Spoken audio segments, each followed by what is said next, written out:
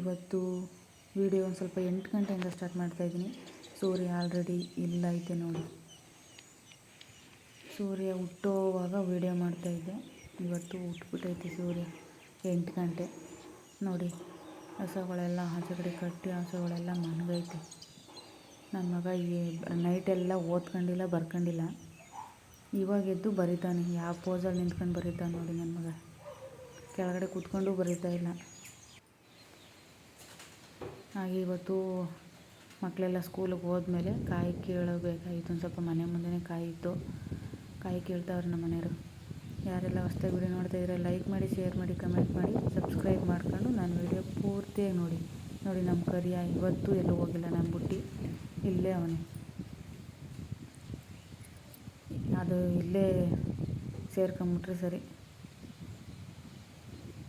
ನಾವು ಒಂದು 2-3 ನಾಯಿ ತಂದು ಸಾಕ್ತು, ಯಾವೂ ಇರಲಿಲ್ಲ, ಹೊಂಟೋದು. ಇದು ಇರ್ಬೋದು ಅನ್ನಿಸ್ತದೆ, ಹೋಗಿಲ್ಲ. ಅದು ಇಲ್ಲೇ ಐತೆ. ನೋಡೋಣ ಎಷ್ಟು ದಿವಸ ಇರ್ತದೆ ಅಂತ.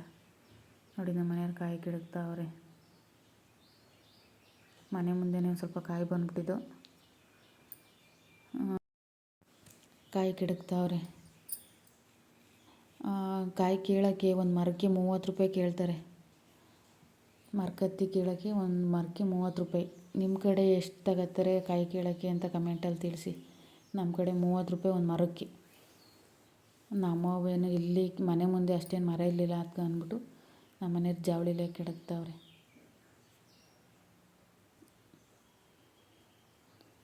ನಮ್ಮ ಕಡೆ 30 ರೂಪಾಯಿ ಒಂದು ಮರದಲ್ಲೇ ಕೆಡಗೋಕ್ಕೆ.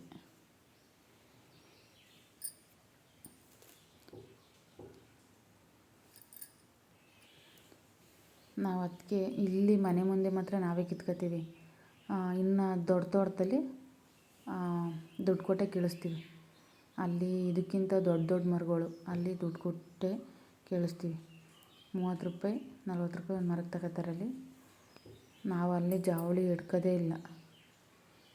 ಮನೆ ಮುಂದೆ ಮಾತ್ರ ಜಾವಳಿ. ಇಲ್ಲೂ ಹಿಡ್ಕ್ತಾ ಇಲ್ಲ. ಆಲ್ರೆಡಿ ಹೆಂಗೋ ಏನೇನೋ ಮಾಡಿ ಕೇಳ್ತಾವ್ರೆ ನಮ್ಮ ಮನೆಯವರು.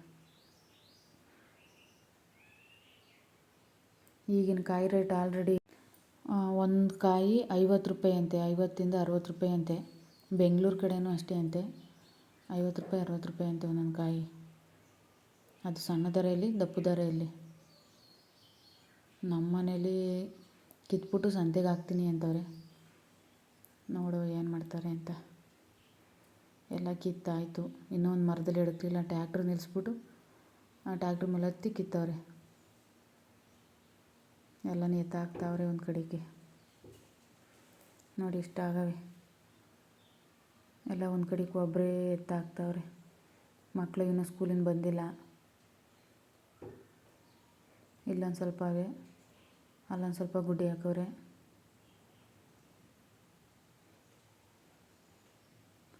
ಆಮೇಲೆ ಅಲ್ಲೊಂದು ಸ್ವಲ್ಪ ಗುಡ್ಡೆ ಹಾಕವ್ರೆ ನೋಡಿ. ಇಷ್ಟು. ಇಲ್ಲಿ ನಮ್ಮ ಮನೆ ಮುಂದೆ ಇರೋವು ದೊಡ್ಡ ಮರಗಳು 8. ಇನ್ನು ಎಲ್ಲ ಸಸಿಗಳು ಇಷ್ಟು ಸಿಕ್ಕವೆ. ಅಲ್ಲೇ ಸುಮಾರು ದಿವಸ ಸುಮಾರು ತಿಂಗಳೇ ಆಗಿತ್ತು ಕಿತ್ತಿ. ಜೋಳ ಹಾಕಿದ್ವಲ್ಲ, ಕೇಳೋಕ್ಕಾಗಲಿಲ್ಲ. ಇವಾಗ ಕಿತ್ತರು. ಜೋಳ ಎಲ್ಲ ಖಾಲಿ ಆಗೋದಲ್ಲ, ಇವಾಗ ಕಿತ್ತಾಕೊಂಡವ್ರೆ. ಇವನ ಬುಧವಾರ ಕುಣಿಗಲ್ ಸಂತೆಗೆ ಸುಲಿಯೋಣ ಅಂತ ಅವರೇ. ನೋಡೋಣ.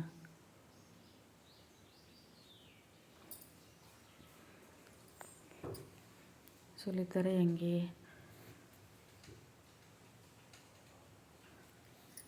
ನಿಮ್ಮ ಕಡೆ ಕಾಯಿ ರೇಟ್ ಹೆಂಗೆ ಅಂತ ಕಮೆಂಟಲ್ಲಿ ತಿಳಿಸಿ. ನೋಡಿ ನಮ್ಮ ಮಿಂಚಿ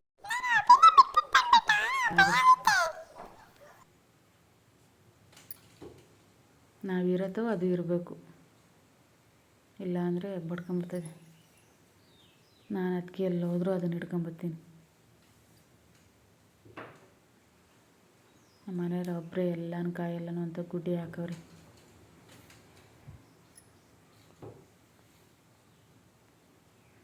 ಅದೊಂದು ಮರದಲ್ಲಿ ಹಿಡಕ್ಲಿಲ್ಲ, ಟ್ಯಾಕ್ಟ್ರಲ್ಲಿ ಕಿತ್ತವ್ರೆ. ಹಾಗೆ ಅಷ್ಟೊತ್ತಿಗೆ ಒಂದು ಪಾರ್ಸಲ್ ಬಂತು ಮೀಶೋಯಿಂದ. ದನಿ ಮನೆಗೆ ಗಡಿಯಾರ ಇರಲಿಲ್ಲ. ಗಡಿಯಾರ ಬೇಕು ಅಂತಿದ್ರು. ಗಡಿಯಾರ ಆರ್ಡ್ರ್ ಮಾಡಿದ್ದೆ ಮೀಶೋಯಿಂದ. ಗಡಿಯಾರ ಬಂತು. ನಮ್ಮ ಮನೆಯವ್ರ ಕೈಲೇ ಓಪನ್ ಮಾಡಿಸ್ತಾ ಇದ್ದೀನಿ.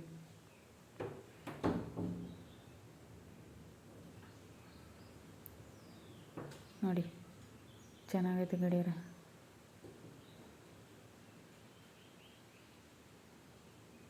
ಶೆಲ್ ಮಾತ್ರ ಕೊಟ್ಟಿಲ್ಲ. ಗಡಿಯಾರ ಮಾತ್ರ ಸೂಪರಾಗೈತೆ. ಶೆಲ್ ಕೊಡ್ತಾರೆ ಅಂದ್ಕೊಂಡಿದ್ದೆ, ಶೆಲ್ ಕೊಟ್ಟಿಲ್ಲ. ಡಿಸೈನ್ ಎಲ್ಲ ಚೆನ್ನಾಗೈತೆ.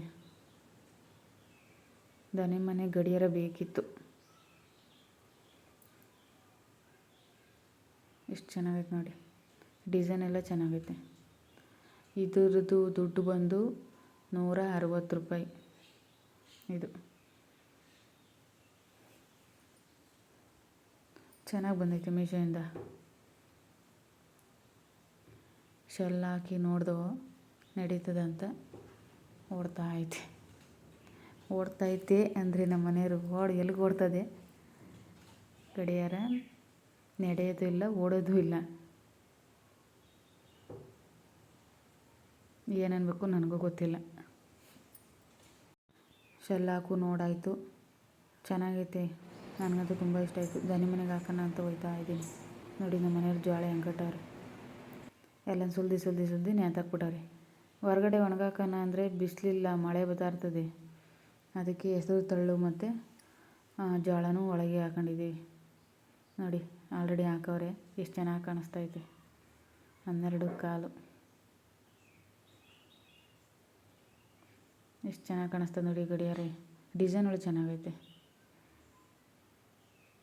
ಹಂಗೆ ಅದೆಲ್ಲ ಆಗಾದ್ಮೇಲೆ ಈಗ ದನನ ಹೊಲ್ದಾಗ ಕೊಡ್ಕೊಂಡು ಹೋಗಿ ಕಟ್ಟಾಕಬೇಕು. ಮೇಯೋದಕ್ಕೆ ಹಂಗೆ ಬರ್ಬೇಕಾರೆ ಕಡ್ಡಿ ಕುಯ್ಕೊಬರೋಣ ಅಂದ್ಬಿಟ್ಟು ಅವನ್ನ ಓಡಿ ಕಳಿಸ್ಬಿಡ್ತಾರೆ ನಮ್ಮ ಮನೆಯವರು. ಅದ್ರ ಪಾಡ್ಗೆ ಅವೇ ಸೀದಾ ಹೊಲ್ದಾಗ ಹೊಂಟೋಯ್ತವೆ.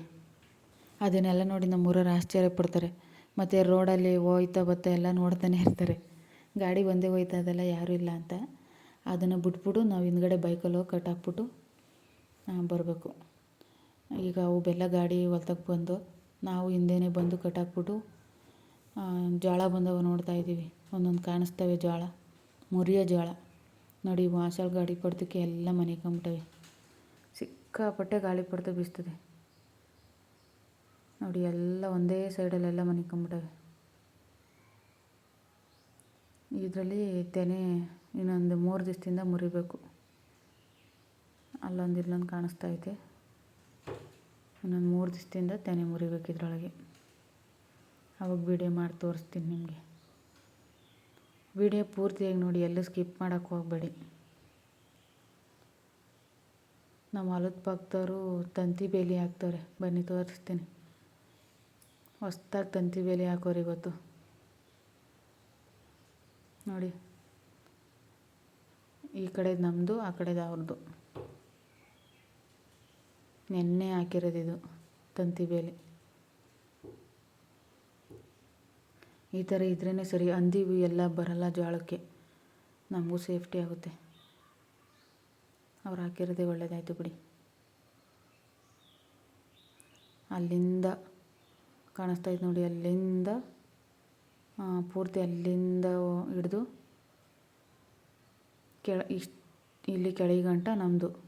ನಾವು ತಂತಿ ಬೇಲಿ ಹಾಕಿಸ್ಕೋಬೋದು, ಆದರೆ ಏನು ಯೂಸ್ ಏನಿಲ್ಲ. ನಮ್ಮದು ತಂತಿ ಬೇಲಿ ಏನು ಯೂಸ್ ಇಲ್ಲ. ಸೇಫ್ಟಿಯಾಗಿರ್ತದೆ ಅನ್ನೋದಷ್ಟೇ. ಏನು ನೋಡಿ, ಈಗ ಇವ್ರದ್ದು ಆ ಕಡೆಗೆ, ನಮ್ಮ ಹೊಲದ ಪಕ್ಕದವ್ರದ್ದು. ಈ ಕಡೆ ಇರೋದು ನಮ್ಮದು.